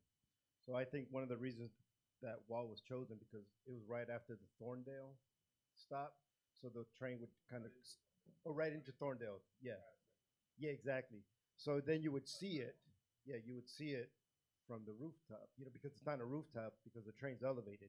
So I think that's one of the reasons you chose that wall. But I didn't know it was an armory, but we were painting, and I think we heard some people below, and we just kind of like froze, obviously, because we don't want to, give ourselves away. There was a little hole in the window by the at the top of the roof, and then we would look down there. There was a guy. He was looking up at the roof like this. So we looked down through the hole through a crack in the glass, and then he was like, then he walked away. We just kept being quiet. But I chose that wall because I went out and scouted it out, and went there, climbed it there, made sure that how to get up there, how to do it, or whatever, and then we chose the wall. Did you scale down between the buildings? Was that time? No, that was another time we take. But okay. Yeah. Okay. So what happened was me and you, we planned to go to do the painting, and then I was like, here, I found a wall, and then me and him went, and then we went up and did it. And then I forgot to mention Take Two. You also painted a piece at that wall. Was it during that same time, or? I think it might have been a little bit before. It was just, I can tell by like the style of letters, it might have been just like, but it was a little bit down the road. It was a mad piece, and then I started a shorty crew called I was at ABC, and then you have a bunch of people that that are younger that are up and coming, and so you train them. So that's your shorty crew. And so they wanted a name for the crew, and I had just done the Mad piece. So I said, oh, let's just call it Mad. And they was like, what does it stand for? Because you always like artistic bombing crew, graffiti master crew, Mad. What does it stand for? And I said, I don't know. They said, you figure it out. They never figured it out. So it's just the Mad crew. But, and what was interesting about that is that now when graffiti writers or anybody who paints a wall, they prep it. They do preparation. They roll it. They make sure it's nice and clean. They use special cans of spray paint. They use special paint to do this, different nozzles. It takes a long time to do a big mural. These guys didn't do any of that stuff. They went straight to painting on a brick wall with no fancy caps, cans that were just straight out of the store. Probably weren't bought. I know I didn't buy any of my paint when I was young. And that's another word in graffiti, but vernacular is racking. You would rack your supplies because you didn't have the money for it, so you were stealing it. You were stealing it from Sheldon's or any place that you can get your hands on. Flea market. You would use to get this, because you didn't have time to roll the wall. You didn't have any of that stuff.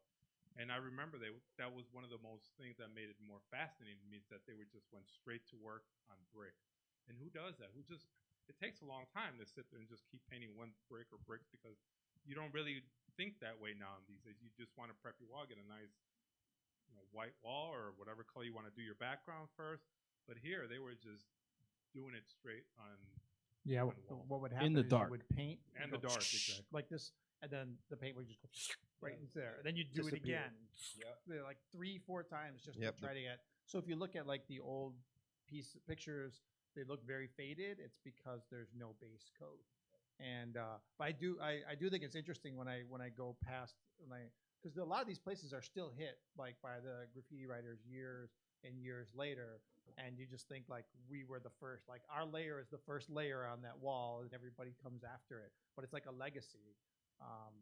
It's pretty cool. Yeah, and another thing is at that time, like you said, we didn't have paint. I mean, you know, you 13, 12, 13, 14, you had an allowance of what, $10 a week, $15 a week. You're not going to spend all your money on paint. So you want to get candy, you want to go get, you know, some toys, you want comic books. So I mean, to get 1 or 2 cans of spray paint a week was like magic. Like, wow, we got a whole can of spray paint.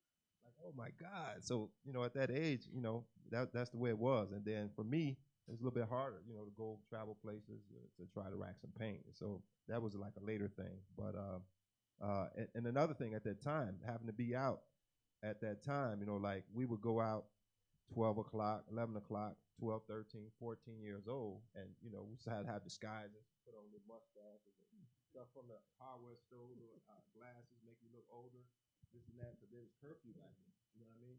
So it was curfew back then. And, you know, you couldn't be out past 8 o'clock.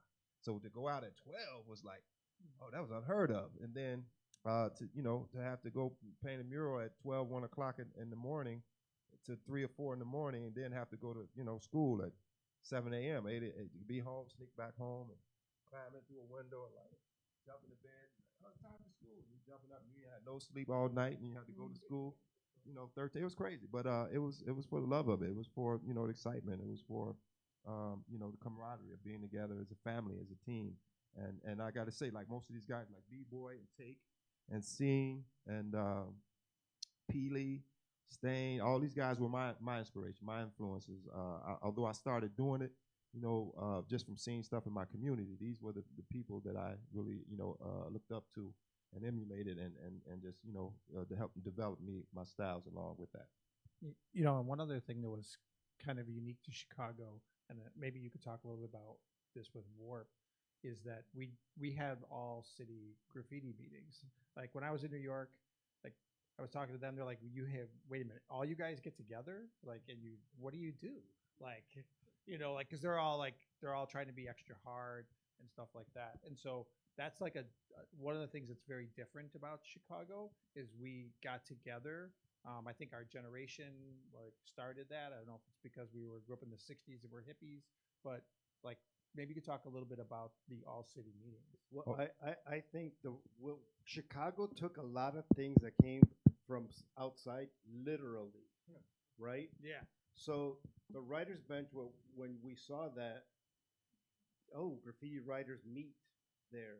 So we thought it was every graffiti writer, right? So we took things real literal, especially in rap, right?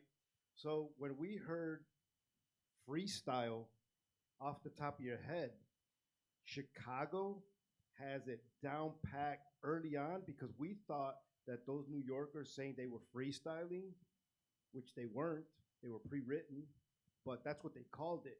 We thought that it was just off the top of their head, and our rappers developed that. And we have some of the best rappers, you know, in Chicago and in the Midwest, because we literally took things literally, like straight up. Oh, that's what they do. That's what we're gonna do. So yeah, go on. Oh yeah, and continuous with what he's saying with the style. Yeah, I recall that. Yeah, we had some really great freestyle artists. I remember when Shyrock Crew first started out of with Fahim. Remember Fahim Poppin? He's one of the originators of Shyrock, and then Reg, he was one of a freestyle MC that was really great back then. Juice, all those guys were around. So and keeping with the theme, family resemblance. Like everyone kind of like each like crew had their own different kind of style, like BTB, Fesky Fest, ACW, South ACW, TCP, some of the crews up north, and ABC having the west and northwest sides.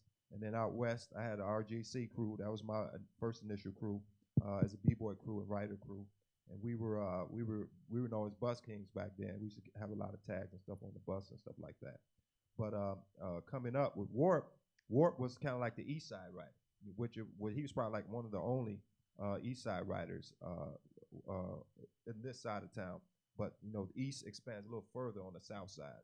But he was like the East or the downtown writer. And coming up with him, he was like known as like he was like an ambassador for the movement. He was a coordinator. He always was speaking about coordinating and getting us together to do big projects and trying to stop all the fighting and eliminate the gang stuff out of the movement. And he was instrumental in that. And then at the formation of the writers meeting, him and Oracle contacted Bill Finley, which was he was a promoter and a performer back then, and he was a manager of Sheldon's, and he hired me to as a messenger with S.H.E was working there. So with him, they introduced me to Warp, and then they put together the concept of doing this all city writers meeting, and it was held on the northeast side, or north side, by near North High School somewhere, some type of community center. And Warp was instrumental in putting all that together, and it got all people from all sides of town, south, north, east, and west, to come together, sort of like in the Warriors kind of thing. You remember the movie The Warriors? It was crazy. And then it looked like the Warriors. Yeah, it looked like the Warriors. And what happened was one of the writers started catching the tag in broad daylight, and it kind of caused a frenzy, and everybody started catching tags, and it went a little sour from there. But it carried on. It still was a major milestone for the movement. And later on, there was an additional movement meeting at Lincoln Park, I think, and that was a great session with a lot of writers. Lincoln Park looked like the Warriors. That too. They had like the police cars were surrounded the zoo, and they didn't want to do anything. They were just watching all these kids. Like, it was a ton of kids, and we were all unsupervised. Yeah. What year was that? What year was that? That was 80. Lincoln Park. The Lincoln Park was 85. It was still 85 because it's still 85. Feds had just been formed. Okay. So okay. Yeah. But that all city writers meeting that happened by Cabrini Green, when the cops showed up, everybody went running. So we all went our separate ways, and Take Two was nearby. Was that you who lost a shoe? Yeah, no, that was a different time. I lost that was my a different shoe running time. from the cops. My mind, yeah. But that was it. We were in the tunnels where we were. Oh, so anyway, I found a shoe. It had fat laces on it, and it was just one. And I'm like, man, I think this belongs to somebody I may know. Let's take. So I caught up with him later, and he had one shoe on. And I saw he was running with one shoe and one sock. I didn't get caught. Oh, there's a ton of chase stories. I recall one day we were, I don't know who some of you guys may remember. We were on the south side after one of the major meetings, and we were catching tags in the trains and insides, and then the conductor stopped the train on the tracks. I don't know were you there when I had to jump off the. Me and Pengo were there. You were there, and I had to jump. Remember that Pengo? And everybody was like, we were like, got off the train, we were on the tracks, and it was like, in between stations, it was like, what are we gonna do? So P. Lee was there, everybody was there, and I was like, we went to the edge of the tracks, and there was like a garage. There was like the street, and it was like the highest point on, like in Inglewood, the middle of Inglewood. And I was like, come on, guys, let's jump. Everybody looked at me like I was crazy. He's like, nah, we going back to the station. I said, okay. So I was like, I jumped. Woo, had to be about about a 2-story drop, 3-story drop. We jumped down from the train station. Down. I jumped down to the garage. I did like a rolling spin, and then I jumped off the garage. I think landed like this, boom, and I looked back up and looked back. They was like, no, everybody left. I think that's why the gangbangers didn't mess with us, really. Yeah. Because we used to do some things that the gangbangers was like scratching their heads, like, oh damn. But I remember P was like, yo, everybody jetted out. It was hilarious. What was interesting is that I recently heard an interview with Warp, and he said, graffiti writers do it for from the heart. We do this from the heart, and just all these stories are from the heart. And one of the things that we learned also, growing up in the city is when it comes to the gang lifestyle is that you got to show respect to them. Even though you weren't part of the gang, you had to show them respect. And that's one of the things Warp said too, is that he respected the game. He respected the graffiti writers. And that's why one of the reasons why he wanted to come up with this meeting is to show that everybody wanted to respect each other, have no animosity between each other, because these crews, day by day, more graffiti writers were coming out, and then all these crews were being formed. And crews are just loosely bunch of graffiti writers get together and they form a crew name. And one of them that was hated back then was ACW, All City Writers, and for some reason they weren't liked. But at the same time, they were always getting up.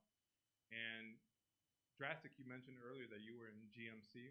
Were you also in GM or GMC by the time Pengo let you in? I was in the same neighborhood, and initially I was just independent and I was writing, and then when me and Pengo hung out, then I started piecing with GMC. I was aware of the GM and AD war, but I think I got in like right after they went bad. Yeah, so some of these crews, they at one time then 3 different crews, artistic bombing crew, the crowd pleasers, and masterpiece crew, got together and they formed a big conglomerate called the Federation, Feds for short. And Trixter was just, in my mind, when he would put up Feds pieces, they were just dynamic. They were very colorful.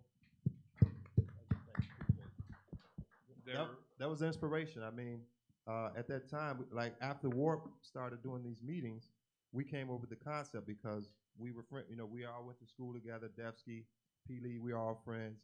TCP was known as like the best crew up north as far as like hip hop and founding of hip hop. ABC was best, north, northwest. I was from the west side, and then some of our members, Oracle and Sig Nick and a few other artists were from the south side. So we wanted to bring all elements north, south, east, and west together to form this crew, and that's what we did. And then it spawned a lot of other crews later on. Became like a super crew, a mega crew of artists, of just talented artists. I'm glad you mentioned it because I didn't know that. Now I know. Learn something every day. You remember like crews like the Kids formed, Shy Rock, Basive, NASA, yep, TMR. Everyone started forming like major 3 and 4 crews started coming together. Let's get some input. Yeah, we definitely. I don't know if we're gonna get any input from the audience. No, but crews were at times, as time went by, they weren't just geographical. They started becoming all city, and the Feds were one of them that just really became all city. Every different line had different crews, but they all kind of merged. They all kind of went out and painted on different lines. But I knew that the blue line, O'Hare line, was strictly ABC line. I knew that they did murals and pieces on the rooftop walls all the time. And that was one of the best things that I remember just going up and down. But the Howard line too, now it's called the Red Line. I try to contribute to that line and do a lot of graffiti pieces on the, going from Loyola all the way down to Belmont, and try to make sure that I mimic what I saw on the blue line because they were my inspiration for doing my style of graffiti. And Pengo, before I talk to Pengo about it, when you kind of create your letters, you want everybody to notice it. You want to be different from everybody. You don't want the same A as the other guy's A or any other letter in the alphabet. And I knew that if you can create your own letters and develop your own letters, that you won't be the same as somebody else. And what I always noticed about Pengo's style is that he had a very unique style of lettering. Can you please tell us about how you developed your letters and if you were influenced by somebody else or created the E that rolled in the circle at the bottom. There you go. And Keely got the E that everybody in the whole entire world. Style. That was Chicago. So one key point about, excuse me, Pengo, was we should mention our connection with the gang and the gang culture carried over into graffiti in the sense of like New York writers, when they had opposition with other writers, they would like do throw-ups or pieces or just, do throw-ups over another piece. Chicago's most well-known, as Slang said, for writing names backwards, letters upside down, and flipping. Like that's all strictly origin from Chicago. Go ahead. Well, it's got to be said that graffiti is about the letters. It's all about the letters. We got colors, background, character. That's all good. It's all nice, but it's all about letters. If you ain't doing letters, you ain't doing graffiti. And if the letters ain't the highlight of what you're doing, you ain't a graffiti writer. You can claim whatever you want to claim, but you ain't a graffiti writer if your letters ain't the highlight of what you're doing. Whatever type of artwork that you're putting up, whether it be on a canvas or whether it be on a wall, if the letters ain't front and center and the highlight and everything else is used to enhance the letters, you ain't a graffiti writer. And we call ourselves writers and not artists. And, like it says in Style Wars, we call ourselves writers because we write our name on everything. Okay, so I personally, I don't consider myself an artist. I don't want to be an artist. I don't want, no offense to any artists out there, no offense to people in the art world, but that's not my world. I write strictly for other writers. Again, if you know, if it makes a neighborhood look beautiful, if people enjoy the colors and the shapes and everything, I appreciate that. But we ain't writing for y'all. We're writing for each other. We're writing for ourselves. We're writers, and everything centers around those letters. Now, for us in Chicago, we developed a specific style. We call it Chicago style. Trixter is really like the pioneer of that style, and we've all built upon that. But I always tell people Chicago style has three things. It's got style, balance, and flow, meaning that the style is unique, it's individual. You could pull each individual letter out with Chicago style, and the letters are going to match one another like a font. Okay, that's how Chicago style, you can pull a letter out and the letter can stand on its own. Not every, like in New York and Cali, you could pull a letter out and it might not stand on its own. Chicago letters will stand on their own. That helps make the style what it is in Chicago. So we got the style. Chicago style also has balance, which means that we don't make one side heavier than the other. If you got two arrows here, you got two arrows here. If you got a big chunk over here, you're going to have a big chunk over here. We balance our stuff out. Balance is very important. And then finally, we got the flow. You know, it could be dancing, running, jumping, but that piece better be moving. It better have life in it. It better have some energy to it. And, you know, another thing that we do is that you know, Trixter developed it sort of like a box. You put everything within this box. So it's within this box, all of this stuff is happening. Where, you know, like things like writers from Europe and things, maybe New York, their letters might go outside of that box, but Chicago stays strictly within that box. That's why style, balance, and flow is so important, because we're working within that box framework. Are y'all tracking with me on that? I can elaborate. Can I elaborate real quick? What he's referring to, real quick, I kind of based a lot of my things off the study of language early on as a youth. I started studying, when I started learning about graffiti and letters, I started learning about like calligraphy and how calligraphy was done. But then I took it a little further. I started learning about the English language, how it was structured, how it was formed, how unique it is, and that it is a universal symbol form that can encompass all things that are visible and visible phenomena. So you think of 26 letters and how these 26 letters and symbols and shapes and based off sounds and how it can encompass anything in existence with just 26 units of anything. So to work in this medium, it's an ancient medium. As we know, its origin is still unknown. Language is one of the most unstudied things. It is in the linguistical science, it is the #1 unsolved problem, as in its origin, where it came from, where these letters and symbols and forms, and how can it encompass everything in sound and image. So in elaborating on that, I took the letter forms and used the standard principles. I made sure to stay true to what the structure of the language was. When he mentions the box, what we're talking about in essence is uppercase and lowercase. And you have the uppercase and lowercase. So half of uppercase letter, lowercase is half of that. So I kind of use that concept of that principle and apply that to symmetry.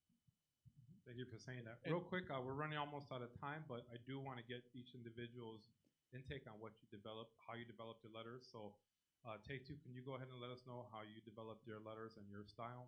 Sure, and you just learned why TAC is also called Trixter's art class. No, he is the master. If you look at, if you look at a piece like Return of the Kings, like just that's like classic Chicago style. If you squint, like those, the balance, you can't tell like the different crew members that are in there. It just all perfectly lines up. So, I mean, I started out doing bubble letters. So, but I was doing trains with bubble letters. So I feel like I was actually, when you said we ever called a toy, I was only called a toy once, and it was by the ABCs. So before we had the battle, yeah, y'all had battle. Yeah. So Eternal Crew I was really yeah. toy. I was doing bubble letters, and I had never He's seen. my inspiration too, though. Definitely, he was doing it was sort of like New Yorkers, but it was his own rendition, and it was fabulous then. And he was definitely a influence for me. Yeah, and so for me, it was just like taking what I had originally done with bubble letters, and I was doing 3D letters for, like I said, when I was in grammar school. So I kind of, and you were talking about, you see glimpses. That's all I had was glimpses of things in TVs. You know, you couldn't afford a VCR. You didn't have graffiti magazines. So I would just try to combine those few things that I saw together. And one of the things I had learned is that, oh, when letters touch, you create like a negative space there, or combine them together and mush them together. So a lot of mine and a lot of the guys that I taught in the Mad Crew would do the same thing. So that's kind of like how my style evolved. And really, I would say also we had a master stylist in our artistic bombing crew scene, and it was really interesting. Like as we talked, Trixter like puts everything in the box and very careful. Scene was the opposite. Like his thing would be like pulled all the way over here. Yeah, It was all asymmetrical. And that's some of the things I really loved about it. And I'd say the last thing that I would say is very early Chicago graffiti. When I look back at the old photos of scene stuff, my stuff, it's all very organic. Like it almost feels alive, like and bubbly. And so I think because we hadn't seen all this other stuff, that's really was kind of the origins of that kind of first generation. We'd have like, Faske's letters were referred to as spaghetti letters, right? I did a piece and someone said it looked like hot dogs. Like we were using like soft and organic things to describe the graffiti. Another major milestone I would like definitely to be known and attributed to Take was the concept of transparency and internal 3Ds. That was a major thing that's being done. Yep. Yep. That Take scene we did internal 3D. That stands the test of time. The kids doing the 3D stuff now, it pales in comparison to that to me. Thank you. Drastic, can you tell us how you developed your style? And if anybody was influential in your time when you were starting to do graffiti art? Back when I lived in Austin neighborhood and I met with Pengo. Pengo had a little bit more experience than me. He had been doing it a little bit, maybe a year or two longer. He's a year older than me. I was always an artist, and I was always doing, I like to do organic stuff, and I was always influenced by science fiction, and for some reason, like, I like that church art. You know, like in the pamphlet, they had these old pictures that looked like they were block prints, and I went down that road of block printing where it's like a very high contrast line, but it looks like it's roughed up. You know, it looks textured because it's been there a while. Weathered, aged. Yeah, weathered and aged. So I had that idea of tweaking the letters, you know, make them like beat them up a little bit, you know, make them look like not so perfect. And then meeting Pengo, Pengo was the first cat that I saw. He would have the whole alphabet for each one of his letters. Like, you know, he was showing me the whole. He's like, oh, look at this style. And I was like, oh, that's a cool P. He was like, yeah, I got the whole alphabet. And I was like, oh, okay. So you got the whole alphabet in that style. He's like, yeah, check out this style. And he had the whole alphabet in that style. And I was like, oh, okay. So I got to do homework. I got to do extra stuff. So I knew that if I was going to come with letter styles, first of all, I couldn't match anything because that's biting. You had to be original. And I had to do a whole alphabet. It didn't matter what letter it was. You couldn't even come correct unless you had a whole alphabet. So these are the cats I saw at lunchtime when I went to high school. He had the whole alphabet, and then you had stuff around the city that was like mysterious. Like it's like, did Trixter do that? I don't know. You know, everybody just smiled. You know, it was like, I think that's Trixter. Did Trixter do it? Maybe. You know? One thing about Trix, I'll get right back to you, bro. But one thing about Trix is that if it was Trixter's art class, he was a terrible teacher in terms of showing us stuff. Trixter never showed us. He showed us what not to do. Trixter would not show us. He wouldn't open up his. If you looked at his piece book, he'd be like, okay, nope, you look too long, you're done. He would take it and hide it from you. It's not like he would sit down and tell us, oh, do this and look at my piece.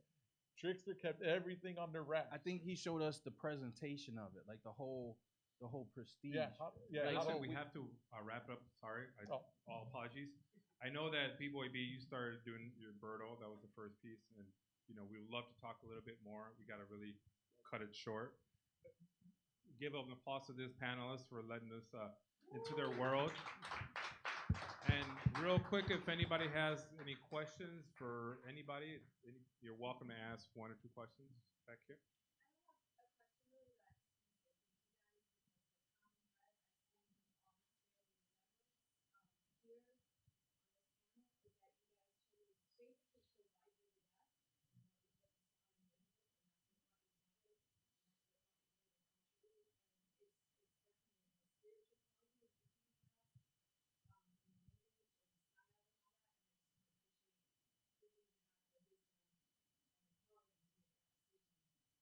Thank you you. for saying that. Yeah, Thank it's, you. it's Thank you. definitely tribal for sure. Very tribal.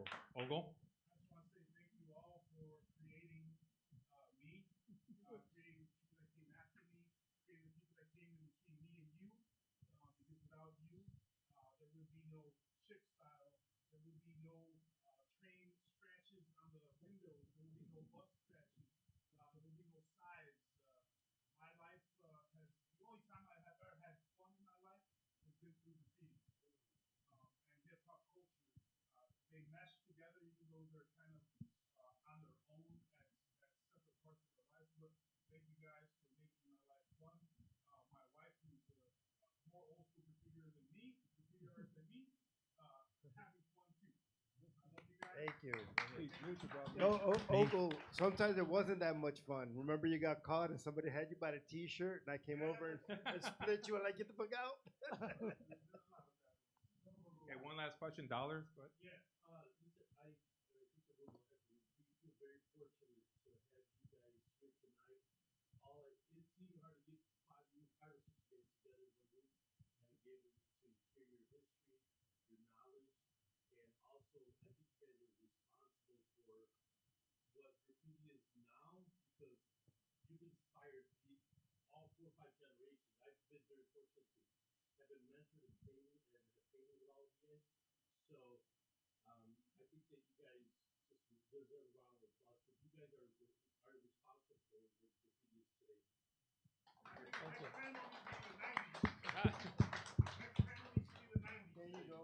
Thank you very much. We'll pass it over to Dulce. She's got a few words, but thank you for coming this evening and listening to the stories of learning about Chicago graffiti. Thank you, Pengo. And we could take this back to Q&A. I just wanted to take a moment because I know we kind of had so many stories, which are really great to hear. I've gotten feedback from other people that are streaming on from other states and here in Chicago also, and everybody's really happy with tonight's panel, which is really great to hear. I know earlier when I came on stage, I said that today we were going to focus a lot on Chicago style graffiti, which we only tapped in a little bit. So I just want to quickly say that Chicago has its own individual style. And if you visit our website at sharinghisenergygallery.net, we have been celebrating Chicago graffiti for years now. I've been working with Trixter for about 3-4 years now. He hosted the show. So if you visit our website and you go to Can TV, you will see many segments and hosted by Trixter with a lot more information. So we encourage you to continue to educate yourself and to share the education with others. And we thank all of the pioneers again here today. Last week, we had a great honor to have Scheme. Scheme, if you're watching, thank you so much for being with us. Scheme was with us all the way from New York. T-Kid has been here with us, supporting S.H.E Gallery, one of the first shows that S.H.E Gallery had. T-Kid supported. Empty, who without Empty and ST6 wouldn't have been able to connect with anybody, who's also watching. Congratulations with your baby and with your fiance and everybody that's here. We just really want to celebrate what everybody has said is family resemblance. This has turned into a family, and it is a community, and it is everybody's responsibility to continue to teach the next generations that this is not an ego-based passion. It is something that was born out of hip-hop. And what is hip-hop? The fifth element, the most important, is wisdom, knowledge, unity, and truly building community. And that is what we are promoting. Love. Love, love, love. You guys have all heard Peely, many stories from all of the writers here on this panel. And we want to thank so much for Peely's mom and for Steph for bringing her here so very much. And we ask Peely's mom to please come up and give some words. We honor you so very much. And Warp has also sent a message. He's watching. He says, thank you, my brother Trixter, the mixer. He appreciates everybody with much, much love. And here we have Peely's mom. Thank you so much for being with us.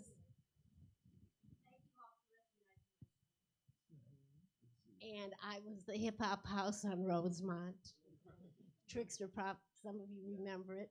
And in the bedroom in the back, I think Wild Style got played. And I also got to bail out Akbar and Parker on a few occasions too. Hip hop was very important to my son, therefore it's important to me. And I want to thank you. You're welcome. Thank you. Our godmother. Thanks for being our godmother. Thank you so much again. Peely just passed away recently. We honor him. Fess's son also passed away recently. Fess's son was here with us at panel 1, sitting right where Artistic is sitting. He's no longer here. Take 2 went through COVID. Empty went through COVID. Many of you went through COVID. Many of us lost people to COVID and through other things. And we're all gonna be extinct at some point, and this is why we are celebrating Chicago-style graffiti. Thank you again. You can continue the Q&As, by the way. Just wanted to share that. This is Pengo. Thank you. Okay, does anybody have any? Oh, go ahead. I got a question for Dulce. Is there any way we can get 90s in here so we can bridge the gap? Oh my God, yes. And thank you for asking. What is your name again? Oko. So I don't know everybody here. So I grew up in the 90s. So the first show that S.H.E Gallery had was Paveway. And I've been wanting to do this. Many of you have heard S.H.E Gallery's story. That's sharing his energy. Okay? So I'm a very spiritual person, and I know many of us are here too. We have a pastor here. Just saying. You know, we are always preaching, and that's what hip-hop is, right? It's like love, it's unity. And my journey was a series of dreams that led me to study business for arts. I had no intention of developing anything with the arts. I didn't care for the arts, but I grew up in the streets. I grew up living in between Latin Kings, MLDs, GDs. They used to take care of me. They used to take care of the neighborhood against the cops. When the cops would come through and try to shoot your dog, the gangbangers were taking care of you. So you understand what they do, and you're taking care of your block when you don't trust society. And that's what that is. So you learn compassion and empathy, and you understand these things that people are just trying to get by. I'm an immigrant. I know what that's like. So this concept started of me saying, like, you know what? People don't respect graffiti. I grew up with it, and I saw how it saved people. I saw how it saved that guy from dying, and that guy didn't make it. And being half a gangbanger, half a writer, it's almost like you're really struggling just to live. And then you have so much fun, and then you become addicted to fun, and you don't realize that you're educating yourself, and you had no idea that this was going to take you to these levels. Nobody knew that hip hop was going to become what it became. We hear Common, we hear Kanye.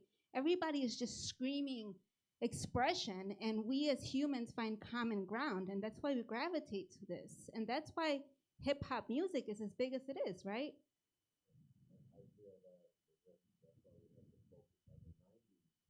Flash, you gotta come up here so that the people on TV can hear you. Okay, I'll pick up on that, but that's why we have to focus on the 90s, because the writers from the 90s, and I've been here in this for many years, this is where the city changed and actually attacked its own citizens. All right, and this is what happened. You got people up here from different races getting along, and then all of a sudden, look at each one of them. Every race getting along, breakthroughs for those of you who cannot hear Flash, yes. And that's why we're here. Absolutely. We took the blueprint that they had laid for us and blanketed the entire city. Mm-hmm. Whereas before, we were all growing up in different areas, and segregation was just part of the norm. Mm-hmm. But we all became. There was not a blue line. There wasn't a red line. There wasn't a purple line. There wasn't a brown line. Everybody bombed everywhere. Mm-hmm. And it was only because they have all traversed the entire city together as juveniles. Warp. Thank you. Ghetto individuals. Exploring the city. And we did that because they showed us how to do it. And Mm-hmm. Yeah, And absolutely. real Yeah. quick, we're just talking. All these panelists we're all talking during a period of 1984 to about 1990. Before that time, everything they discussed was between that time. Maybe more, a little bit, a few years before. 81-ish. And the myrtle and the gold. And then by 1990 and beyond, you had a new form of graffiti writing. You had new styles. You had new developments. So, but these individuals here were the pioneers of that, and they were the ones who did bring out the blueprint for what we consider graffiti art, Chicago graffiti art today. But So also, sorry, I just want to answer his question so I could get back on there. Okay. You were talking about 90s. Are we going to continue to this? And I just gave a little bit of background on how this whole thing started. So I did start with the 90 graffiti writers that I grew up with. And the writers that I grew up with were my brother, who was one of the first influential persons. He was a gangbanger, got shot in the head. But first he was a graffiti writer, throwing parties. That's what we grew up with. Jesse De La Pena, I was just talking to him about this. DJ Greedy, I was part of Girly Girl Productions. Boy Girl Productions, Image Productions, that was all really big. Kids throwing parties, making mad money, raving, just having fun, not realizing that we were, part of this movement. But what I saw and what I was getting at is this, the first show that I had, I showcased AWA, Maze, other writers that I grew up with, that I personally grew up with. And that's where sharing this history started from, and knowing other graffiti writers, and then it led to this. So when I had the opportunity to have the Can TV show, interview Trixter, and then we started working together, had a conversation about this Evolution show. That's something that I've been trying to showcase for years since I started Business for the Arts. And it was thank you to David Chase and the Epiphany Center that we were able to finally bring this home. Thank you so much. And Pengo, when I interviewed Pengo, he's like, Chicago style. He was so stuck in Chicago style and so proud. And that's how this all became together. So yes, right now we are dealing and working with the pioneers. We're starting with the roots, and then hopefully we will evolve into the 90s and other genres. The 90s changed the entire format across the whole nation. The 90s changed the format. Chicago were pioneers in the entire nation. Also, the 90s I'll give you that. became a part, the policing of graffiti, like, elevated to a place where it should never have gotten. And they were charging artists the same way they were charging murderers, with felonies for creating art. And the dynamic of that hanging over their heads in the 90s, these guys went ultra underground. And props to them, because they continued to do what they were doing and what we were doing, getting misdemeanors and getting, locked up in in jail overnight. These guys were getting prison for the same thing, but they continued to do it. So props to the 90s. Does anybody have any questions, other additional questions? Go ahead, Zeb. Thank you. You guys work with me. I'm Zeb, by the way, guys. I'm working on an archive project that is, had a recent epiphany. I do a lot of psychedelics, right? And, And you're at the Epiphany Center. yeah, I know. Right? And so, like, as I talk to people, right, the archive is one important aspect. But what's more important is a space for people to talk. And this becomes therapy. And, the fun, right, Togo?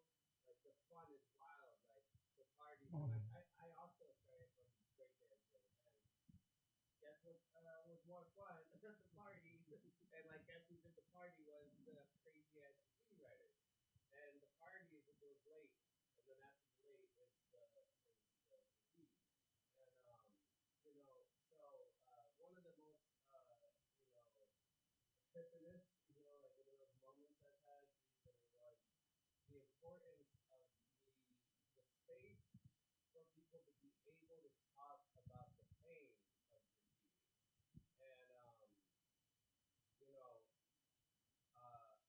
I'm doing my best and all with my archive project because me. You're looking at it, you know what I mean? But like, as the days and months and years go on, I think what's really important is this space for people to talk. And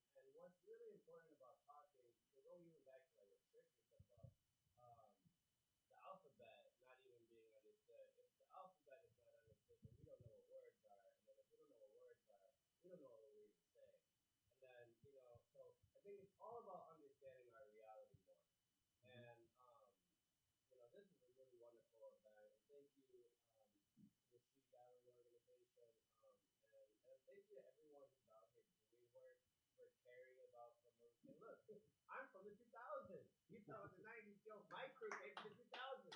You know, so I mean, Well from the said. 90s. My guys came from the 90s, right? At like 87, but they got big in the 90s with the TBK era and the J4F era. And so it's like, and then I come on in the fucking 2000s. So the shit don't stop. Then we got kids today starting and going crazier than me. And so, so now we're in the 2020s, right? And so all I'm saying is thank you, and I think that the space for talking is very important. You know, maybe a space to talk about, you know, like some of the hardest chases would be fun. I think everyone loves to hear the good chase stories, and that's the kind of trauma I like to hear. To elaborate on that, there's an urgency. There is an urgency, like you just mentioned about the language, and one real quick one is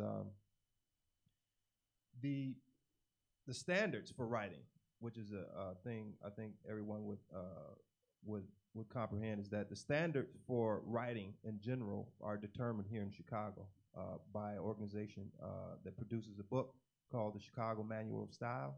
It is the standards for all forms of the use of the English language in writing, and it is called the Chicago Manual of Style. So it determines the whole entire structure of the English language. So there's an urgency of what we do and why we're involved in this type of art form in what's called the information age. I say this a lot just so that I can elaborate on it and get people to really comprehend where we're at with it. A lot of people wonder why we engage in this art form.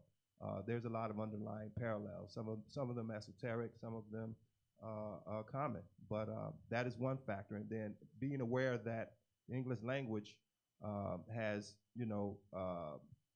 200,000 words, and the use of our language consists of combinations of these 200,000 words that are common, and then in an extended sense we have maybe 600,000 words. So think of all the books that have been produced and all the different things and topics and physics and science, and it's all based on these words, these 200,000 words and combinations of these words. It's very intriguing to say that scientists admit to this day they don't know the origin of it. So it's an interesting medium to work in. Thank you for saying that. We're going to wrap it up real quick. But one thing, you did mention pain, and one thing that is important to remember is that we did cause our parents a lot of pain, as Petey's mom could attest to. We were out at 2 or 3 in the morning doing what we did from the bottom of our hearts. And it was very painful for our families to see us going out. But we made it. We made it out alive. We made it out to talk about it. You know, the first graffiti writer to die on the train tracks was Create in 1985. And he was the first one that was on the train painting, and he passed away. So that didn't stop. She was a CTA person, and that didn't stop us from doing this art form. So we want to thank our families for supporting us, for having our backs, and thank you for supporting Peely all these years and have him be part of your life. He's a part of our life, and he was always going to be remembered in Chicago for being a pioneer for what he did. Thank you. Yes, indeed.